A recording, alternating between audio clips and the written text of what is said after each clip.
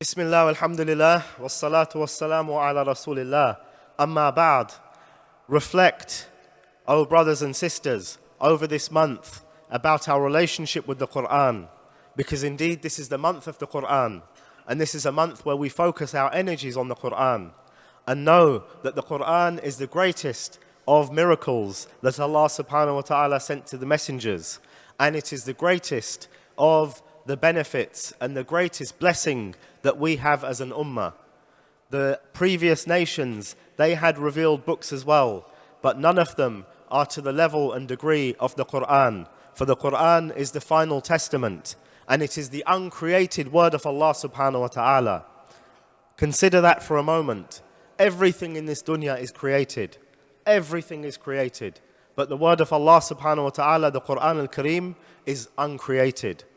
So how do we draw nearer to Allah subhanahu wa ta'ala? How do we rectify ourselves? How do we learn about our religion? How do we educate our children? How do we develop a love for this religion except through the Quran al-Kareem, which is the uncreated word of Allah, which has guidance for us. Hudan lin-nasi. It is a guidance for all of mankind.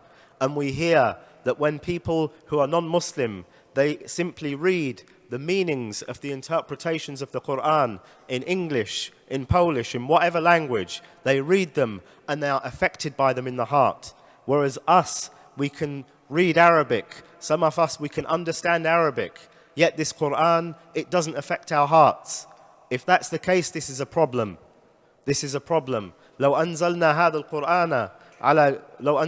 القرآن على جبل لرأيته خاشعا متصديا من خشية الله.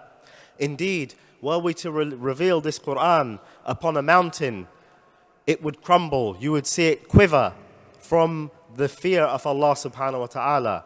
And this is a mountain that is built of solid rock, miles of rock, stone, volcanic. It's strong. Is there a structure that's as strong in the face of the earth? But if this Quran was revealed onto a mountain, it would quiver. So what's wrong with us? What's wrong with our hearts that our hearts aren't moved by this Quran? And if our hearts aren't moved by the Quran, then we must strive to make them moved by the Quran. And that's by reading it. That's by listening to it in the Taraweeh. That's by reading the meanings of it. And that's by pausing.